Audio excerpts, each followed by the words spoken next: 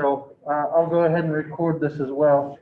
Stop me if you have any questions at all. The whole purpose of today is to study static friction. More particularly, the coefficient of static friction.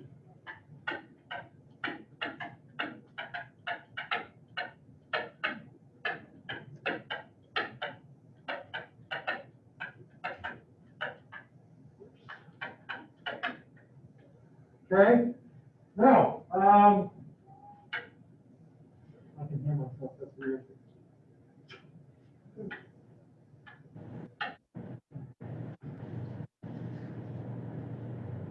What we're after is kind of like we did last week in lab, where we were looking for the coefficient of kinetic friction. Remember how we went through that mathematical analysis? It was fairly complicated. We came up with an equation to calculate that coefficient based on the acceleration, the masses of the pulleys, and all that sort of stuff. Okay? In this case, it's a little bit less complicated in that we can't measure any motion to detect the coefficient of static friction. Why is that? The main idea is that in order to have motion, your applied force needs to be greater than the static friction force. Okay? Remember we drew that graph in class where we said, okay, if I plot my applied force versus the friction, as I increase the applied force, the friction increases directly. Okay? And then I said, well, there's a maximum value after which point the applied force is greater than the friction, the static friction, and then motion can start to happen. You can start to detect motion.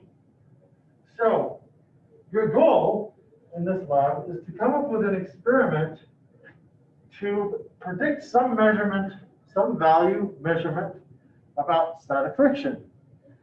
Most students are after calculating the coefficient of static friction. So let's think about that for a minute. I can't do this myself. All right.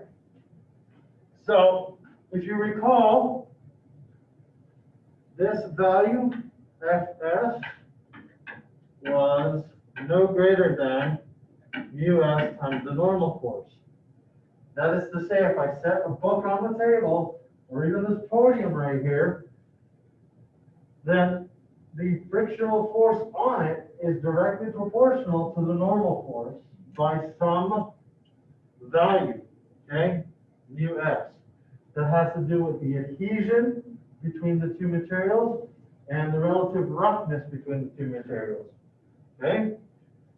Your job is very simple in lab today. Number one,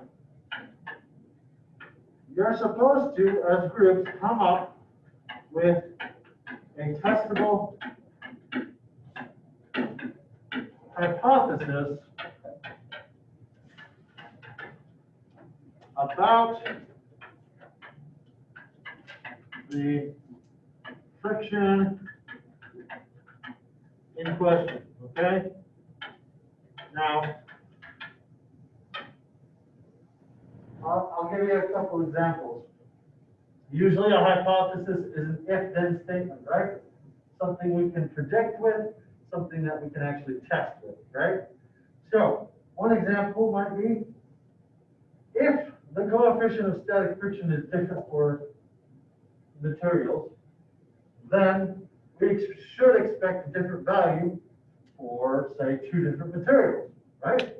So you could conduct an experiment that tests the coefficient of static friction for a piece of metal on the table versus a piece of wood on the table, okay? That would fit your parameters right here, okay? In that particular example. You would come up with an experiment to test that predictable hypothesis, all right? step one? Step one is to come up with a testable hypothesis about friction, this friction that's in question here, the static friction. Number two, part two, actually test the hypothesis.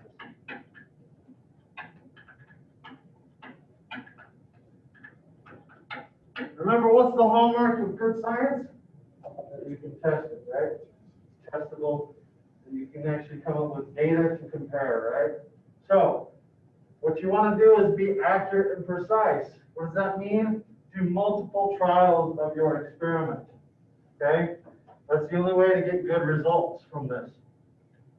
Number three,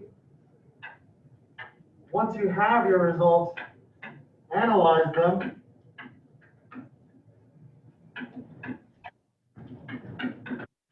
and conclude if hypothesis is correct or not.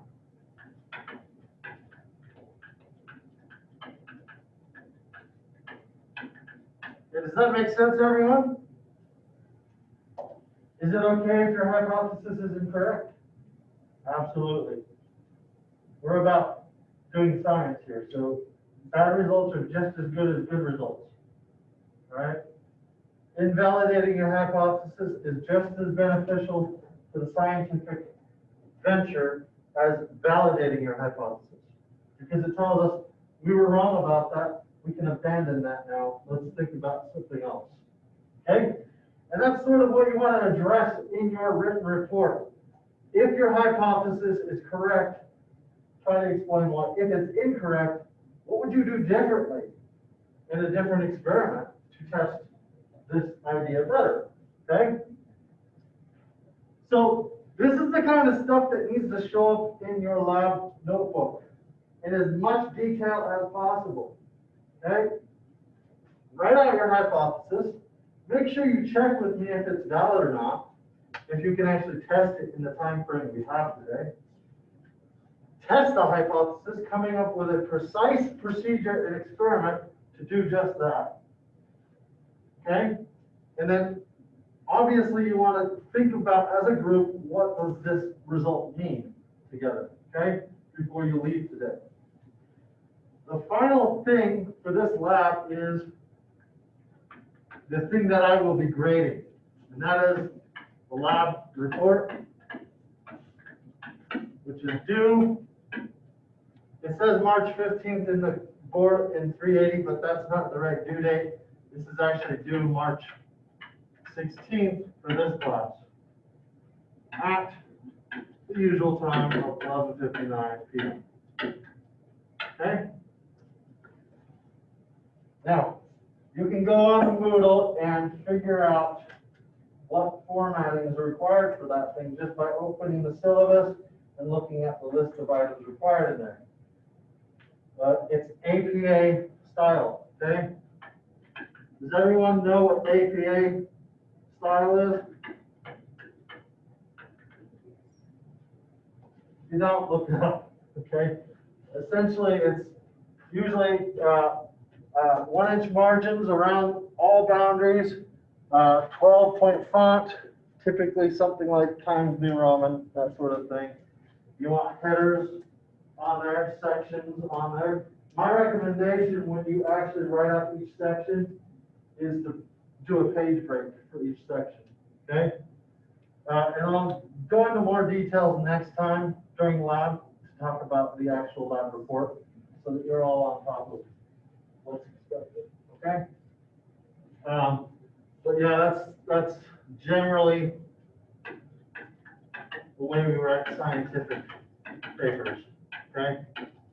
So I want to see that you can do that as well as writing up a nice formal paper. Now, this paper is worth 50 points, okay?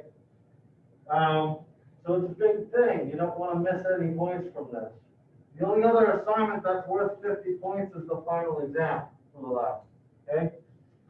Typically, by the end of the semester, if you've been turning everything in, if you've been doing the quizzes, you've been submitting all your lab procedures and that sort of thing, Everyone will pass the class without a problem. There have been some minor communication errors, so I sent out an email that I will accept late quizzes up till this coming Sunday from labs 1 through 3, and as well as procedures that you haven't turned in yet, labs 1 through 3. So get those in by this Sunday, please, so I can grade them. You don't want to lose those points, because they do add up into eventually allowing you to pass easily within A. All right? If you have any questions about that part of this lab, please contact me, talk to me one-on-one, and I'm happy to work with you. You've got a lot on your plate with all of your program requirements. I don't want to make this class be the reason you don't graduate or whatever, okay? So please talk to me about it if you have questions. So I need groups of 3 people, and I want you to start discussing a hypothesis with regards to static friction using the equipment here on this dolly or in 380 at the center table. So start brainstorming what you can test, how you can test it, what materials you can use. Check with me before you start your experiment so that I can tell you, that's a little bit too ambitious, or maybe you could do a little bit more than that, okay? Or you kind of run the wrong track here. So make sure you get some guided answers from me before you just push forward through this, okay? That's all I have to say. Any questions from you folks in here? All right, so it looks like we'll just separate you 3 back there, you 3 up here, if that works for you. And then I don't know who's in the other room. I'm gonna come visit with you guys here in a moment. For now, I'm just gonna stop this recording and